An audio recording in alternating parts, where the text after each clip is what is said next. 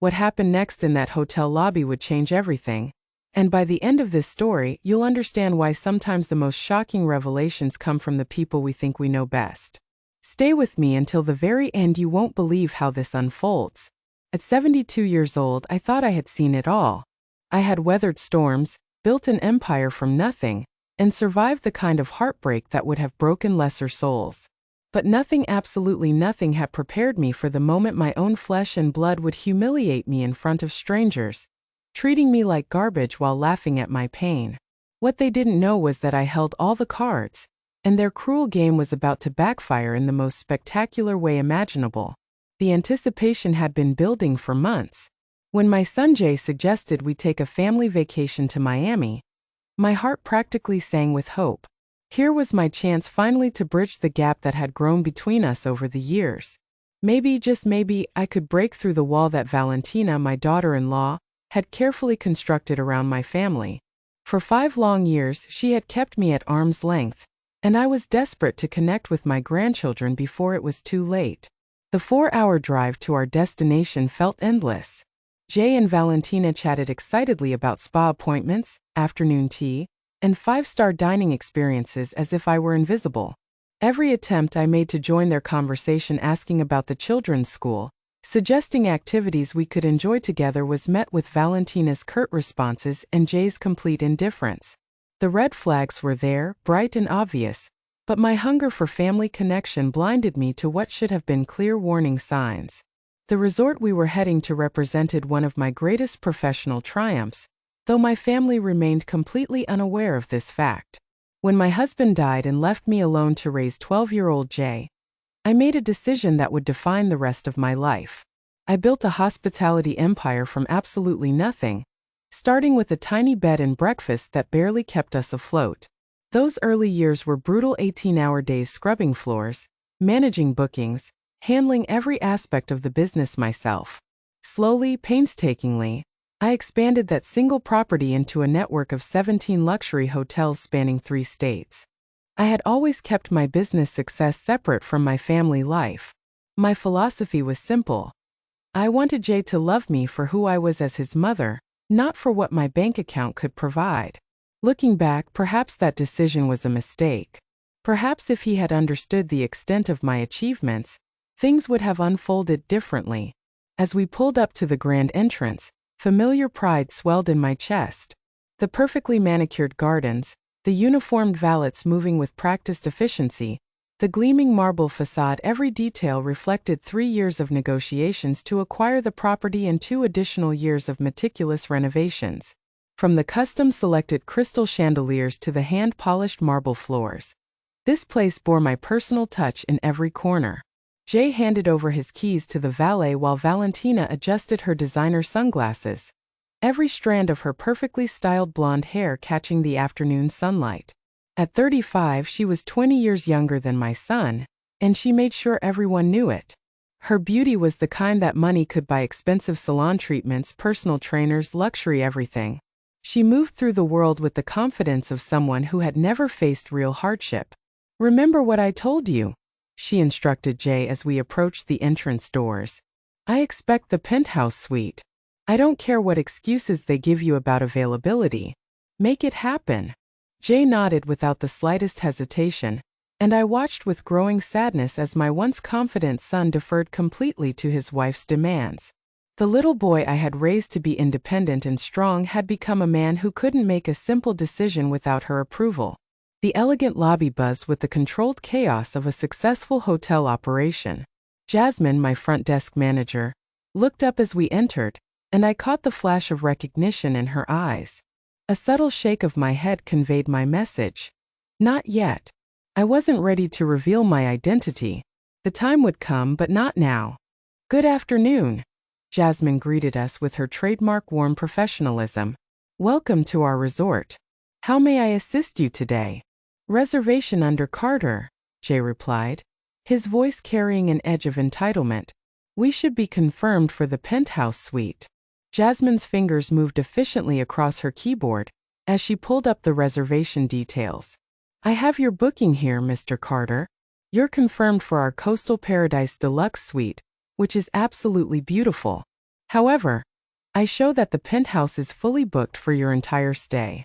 The transformation in Valentina's demeanor was instantaneous and terrifying. Her face hardened into a mask of fury, her eyes glittering with malicious intent beneath her flawless makeup. "That is completely unacceptable," she snapped, her voice rising enough to draw stares from other guests. "Do you have any idea who we are? I specifically requested that penthouse when we made this reservation." Jasmine maintained her composure with the skill of a seasoned hospitality professional, though I noticed her shoulders tense slightly. "I sincerely apologize for any confusion, Mrs. Carter. The deluxe suite really is magnificent, and it features a private ocean view balcony that most guests absolutely love." "I don't want to hear about some second-rate accommodation," Valentina interrupted, her voice now loud enough to echo off the marble surfaces. "I want the penthouse, and I want it immediately."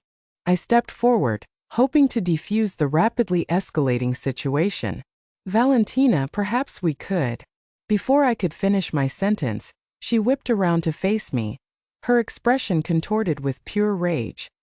"Don't you dare open your mouth," she shrieked, her voice carrying across the entire lobby. "Jasmine, or whatever your name is, just ignore everything this old woman says. She's completely irrelevant. She's just hired help we brought along with us." The conversations throughout the lobby came to an abrupt halt. Every eye in the room turned toward our little drama, and I felt my cheeks burn with humiliation. But Valentina was far from finished with her performance. "Don't waste a single second listening to the old woman," she continued, pointing at me like I was something disgusting she'd found on the bottom of her shoe. "She's nothing but our servant, our babysitter. Don't give her the time of day." I stood frozen in place, my mouth desert dry and my heart pounding so violently I thought it might burst through my ribcage. In 72 years of life, no one had ever spoken to me with such venomous disrespect, especially not in front of complete strangers. But what came next cut far deeper than Valentina's cruelty. Jay threw his head back and laughed, not an uncomfortable chuckle to ease tension, but genuine delighted laughter, as if watching his wife systematically destroy my dignity was the most entertaining thing he'd witnessed in years. "Oh my God, Valentina!" he gasped, actually wiping tears of mirth from his eyes. "You're absolutely terrible. But you're not wrong either. Mom, just let us handle this situation, okay? Go find somewhere to sit down." The betrayal hit me like a physical blow to the chest. This was my son, the child I had raised alone after his father's death, the boy I had worked myself to exhaustion for, the young man I had sacrificed everything to give a better life. And here he was, laughing at my public humiliation as if it were a comedy show put on for his entertainment. Jasmine's face had gone pale with a mixture of shock and sympathy that somehow made the sting even worse. All around the lobby I could hear whispers and see people raising their phones, undoubtedly recording every moment of this nightmare. Some were pointing, others shaking their heads in disgust, though whether their disgust was directed at Valentina's behavior or at my pathetic situation, I couldn't tell. "Ma'am," Jasmine said softly, her voice filled with kindness but still maintaining professional boundaries. "Perhaps you'd be more comfortable waiting in our guest lounge while we resolve the accommodation situation." Before I could respond, Valentina released a dramatic, theatrical sigh. "Yes, please take the old woman somewhere she won't embarrass us any further. And make sure someone keeps an eye on her. She has a tendency to wander off and get confused." Jay laughed again, and the sound felt like shards of glass cutting through my soul. Strangers were staring, whispering, judging, and I felt my heart fracturing into countless irreparable pieces. Every instinct screamed at me to run from this beautiful lobby, from my cruel daughter-in-law, from my mocking son, and never look back. But something deep inside me, perhaps the last vestige of the strength that had built my empire, held me upright. I met Jasmine's gaze directly. Her eyes held a silent understanding and apology. She knew exactly who I was, and with a single word from me, she could have Valentina escorted from the premises so quickly her designer heels wouldn't even touch the ground. But I remained silent. I picked up my modest suitcase, straightened my shoulders despite the crushing weight of shame, and walked toward the elevator with as much dignity as I could muster. Behind me, Valentina continued her tirade about the penthouse, her voice thick with the entitlement of someone who had never worked for anything in her life. As the elevator doors closed, I caught Jasmine's eye one final time. She gave me an almost imperceptible nod, a silent message that she understood, that she was sorry, and that she was waiting for my signal to act. I had built this empire from nothing, creating jobs for over 300 people across my properties. I was respected in business circles, sought after by industry colleagues, known for my fairness and integrity. But in that lobby, I had been reduced to nothing more than a pathetic old woman being screamed at by her son's wife while her own child laughed at her pain. As the elevator climbed to the 12th floor, each passing number stirred something new inside me. The pain remained sharp and deep, but another feeling began growing alongside it: determination. The next morning, I awakened in what should have been paradise but felt more like purgatory. My room overlooked the ocean, where gentle waves lapped against pristine sand. The sunrise painted the sky in breathtaking shades of pink and gold colors that would normally fill me with wonder. Instead, I felt hollow, as if someone had scooped out my insides and left only an empty shell. Sleep had been elusive. Every time I closed my eyes, Valentina's mocking voice echoed in my head. "She's just the help." Jay's laughter replayed endlessly as I wondered if I could have handled the situation differently, though deep down I knew the real problem wasn't my reaction. The truth was devastatingly simple. My own family treated me like I didn't matter. A gentle knock interrupted my dark thoughts. When I opened the door, Jay stood in the hallway looking uncomfortable but showing absolutely no sign of remorse. "Mom, we're heading to breakfast. Valentina wants you to watch the kids at the pool afterward, so we can spend the day at the spa." No good morning. No how did you sleep. Not even an acknowledgement of what had transpired in the lobby. Just another order disguised as a family favor. "Jay," I said quietly, "about last night." He waved his hand dismissively, cutting me off mid-sentence. "Mom, don't make this into a bigger deal than it needs to be. Valentina was just stressed about the room situation. You know how she gets when things don't go her way. A big deal." That's how he characterized his wife's public humiliation of his mother? "She called me a servant, Jay. She screamed at me in front of strangers." He shifted uncomfortably, avoiding direct eye contact. "She didn't mean it literally. That's just Valentina being dramatic. Can we please not talk about this? We're supposed to be on vacation." I looked at him intently, searching for any trace of the boy I had once known. The little boy who had crawled into my bed during thunderstorms, who had picked dandelions and called them sunflowers, who had once told me I was the strongest person in the entire world. That boy was gone, replaced by a 47-year-old man who valued his wife's comfort over his mother's dignity. "Okay," I said, the word tasting bitter in my mouth. "I'll watch the kids." His relief was palpable and pathetic. "Perfect.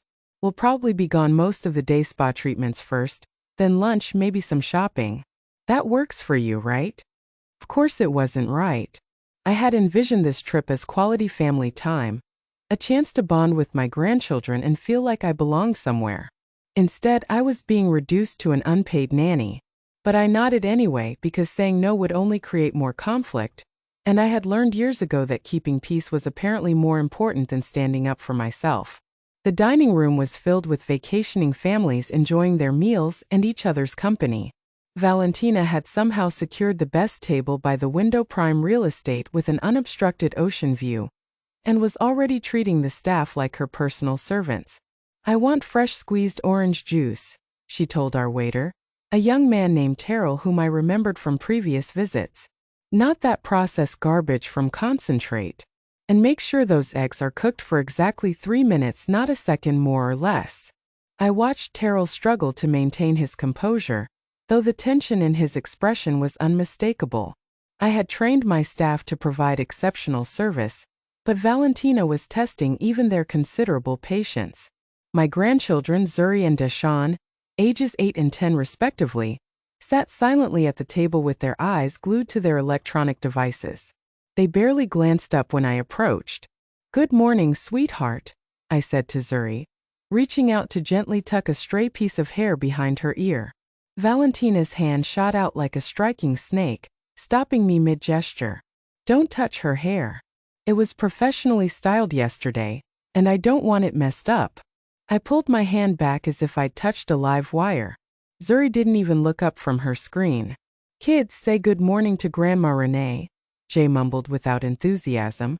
Morning, they responded in unison, still focused on their devices. I took the only remaining chair, the one with its back to the scenic view. Valentina had ensured that the prime seats went to her immediate family, leaving me with the leftover spot as if I were an afterthought. Renee, Valentina said without bothering to look at me, after breakfast, you'll take the children to the pool area. Make sure you apply sunscreen every hour without fail. Zuri burns easily, and if she gets even slightly pink, I'll hold you personally responsible. I nodded, swallowing the words I desperately wanted to say. And keep them away from the deep end of the pool. Don't let them eat any snacks from the poolside vendors. They're full of preservatives and artificial ingredients. Oh, and if they need anything at all, call me immediately. Don't try to handle situations yourself.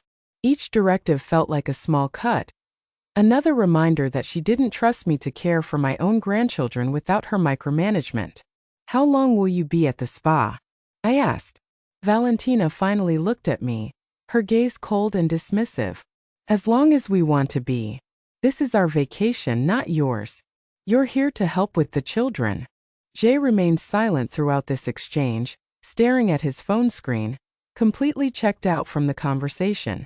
I wondered when my confident, independent son had become the kind of man who would allow his wife to treat his mother like hired help. After breakfast, I found myself at the pool with Zuri and Deshawn, attempting to engage them in conversation while they remained lost in their digital worlds.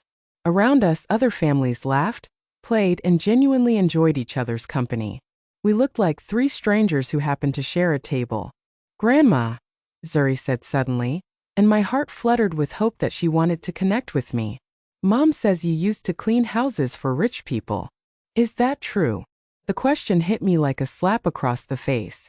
I had worked incredibly hard my entire life, building something meaningful from nothing.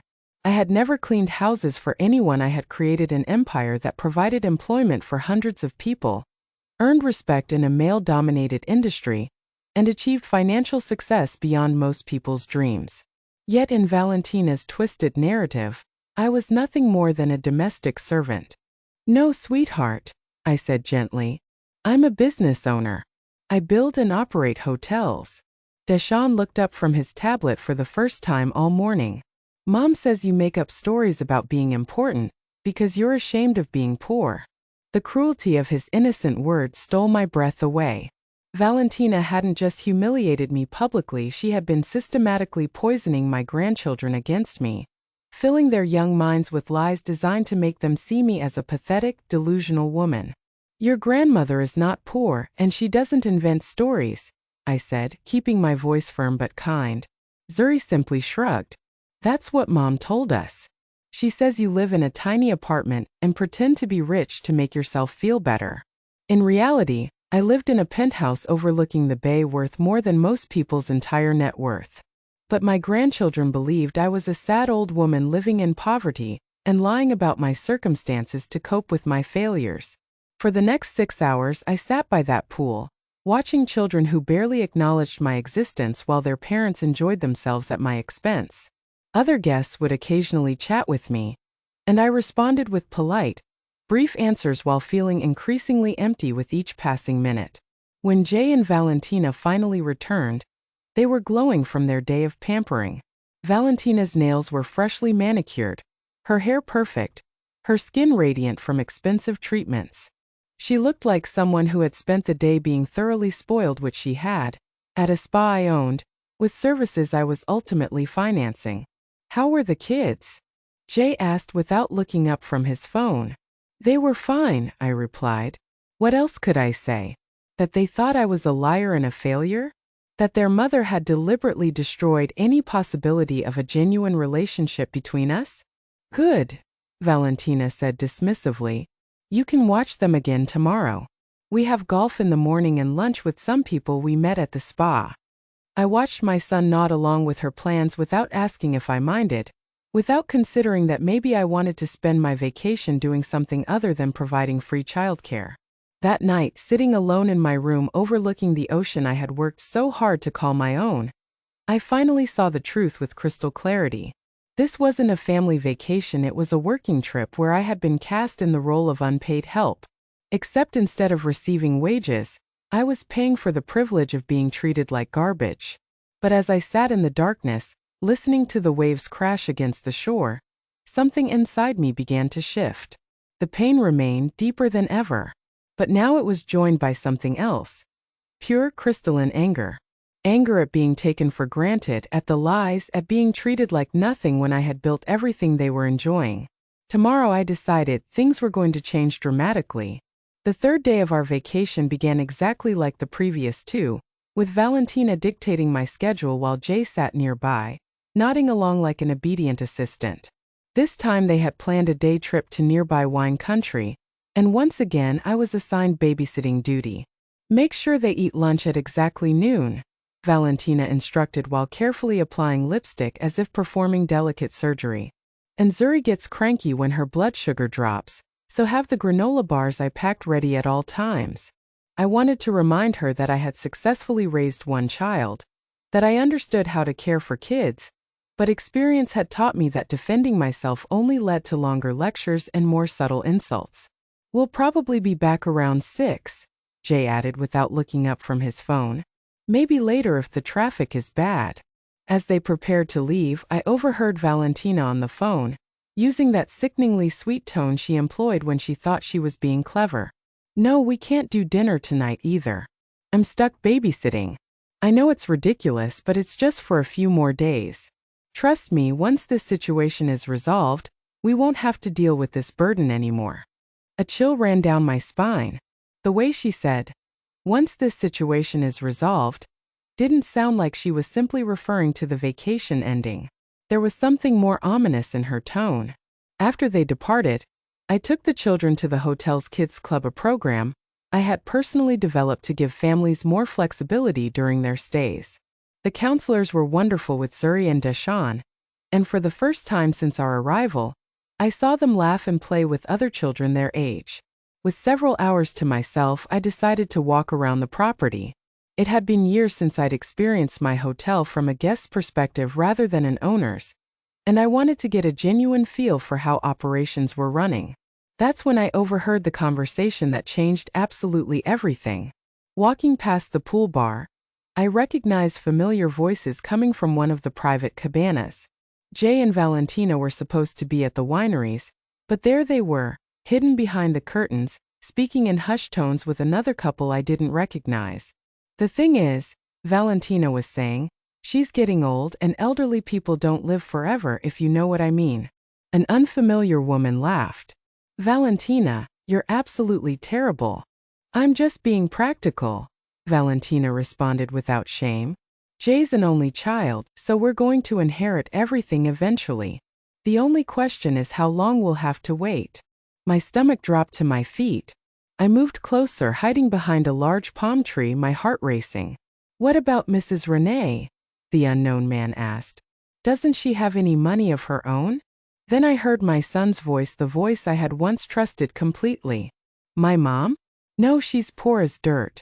She lives in a cramped little apartment, barely scraping by on Social Security. I've been supporting her financially for years. The lies flowed from his mouth so smoothly that I wondered how long he'd been crafting this false narrative. I lived in a $5 million penthouse, earning more each month from my investments than most people made annually. But in Jay's twisted version of reality, I was a burden he generously supported out of duty. That's why this trip is so annoying, Valentina continued. We have to drag her everywhere because she can't afford anything on her own. It's like having a pathetic pet you can't get rid of. The other woman made sympathetic noises. How awful for you both. And I bet she expects you to take care of her when she gets really sick and needy. Over my dead body, Valentina said with malicious glee. The moment she needs any real care, she's going straight into a state-run facility. I'm not turning my house into a nursing home for some useless old woman. I leaned against the palm tree to keep from collapsing. They weren't just discussing my natural death, they were planning to abandon me the moment I became inconvenient. But Jay's next words were the ones that truly shattered my soul.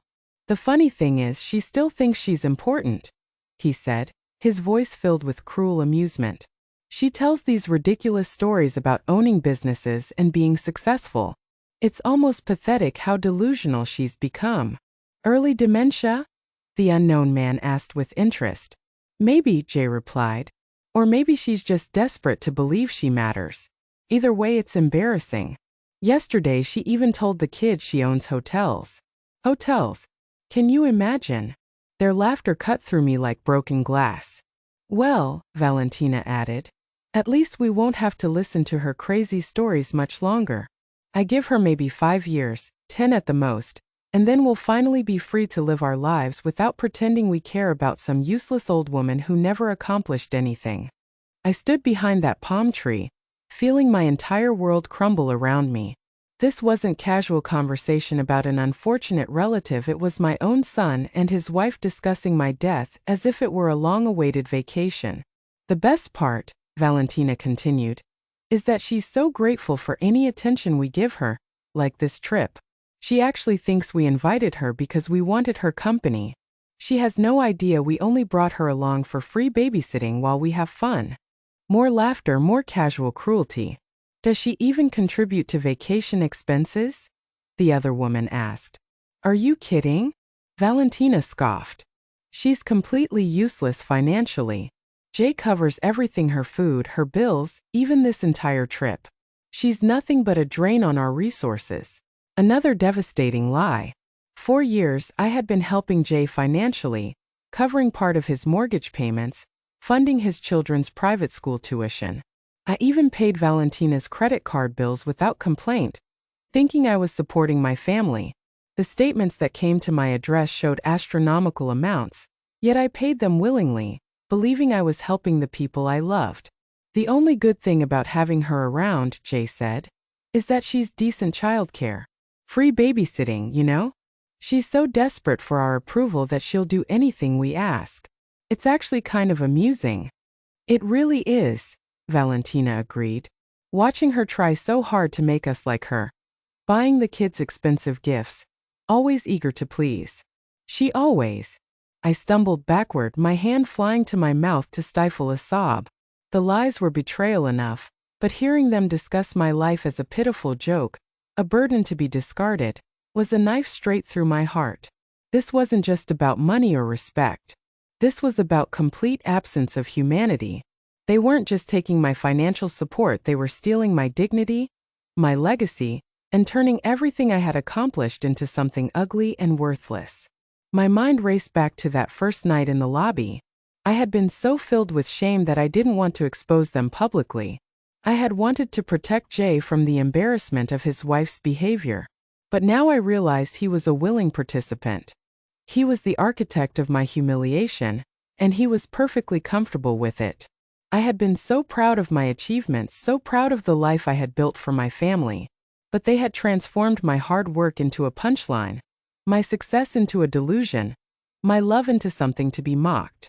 I felt a different kind of anger building inside me. This wasn't the fleeting rage of previous days. This was cold, hard, unwavering resolve. They thought I was useless. They thought I was a joke. I would show them exactly what this useless old woman was capable of. I pulled out my phone and called Jasmine's direct number. She answered immediately. "Ma'am, I'm so glad you called," she said, her voice mixing relief with concern. "Is everything all right?" "Everything is fine, Jasmine," I said, my voice steady and determined. "I need you to do something for me." I walked back to the kids' club and collected Zuri and Deshawn. They barely looked up from their screens as I took their hands. "Let's go, children," I said. "We're going on a real adventure."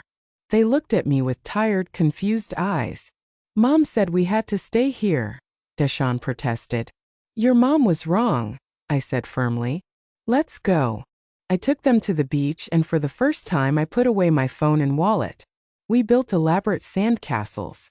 We ran along the water's edge, and I taught them how to find the most beautiful seashells.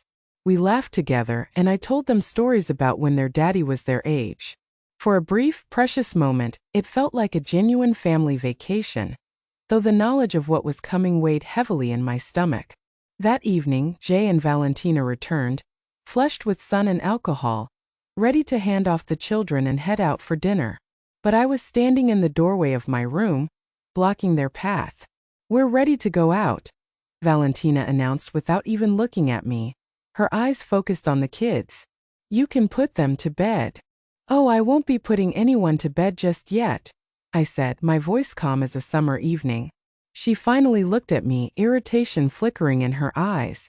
"What's that supposed to mean?" "It means," I said, "that you need to call the front desk and book yourself different accommodations for tonight. You'll be checking out in the morning."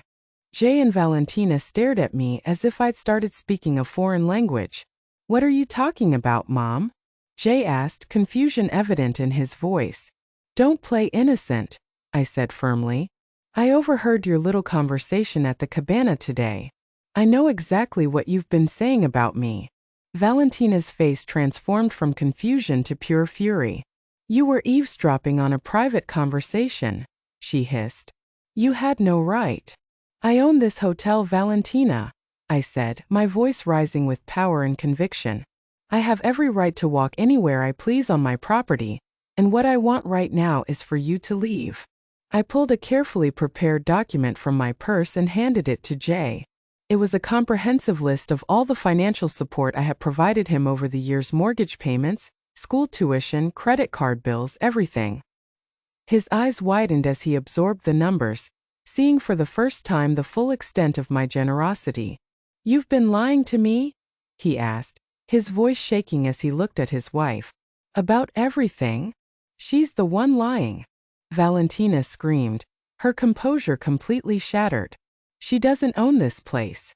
She's just a delusional old woman who cleans houses for a living." At that moment, Jasmine appeared in the doorway with 2 security officers. "I was informed there was a disturbance," she said, her eyes on me, her voice calm and professional. "Jasmine, tell her," Valentina shrieked, pointing at me with a trembling finger. "Tell her she doesn't own this place." Jasmine looked at me, and I gave her a small, decisive nod.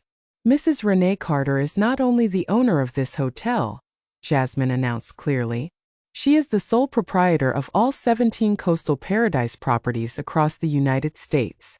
She is our founder, our CEO, and the reason every single one of us has a job." Valentina's face went completely white. She looked from Jasmine to me, her eyes darting wildly with panic.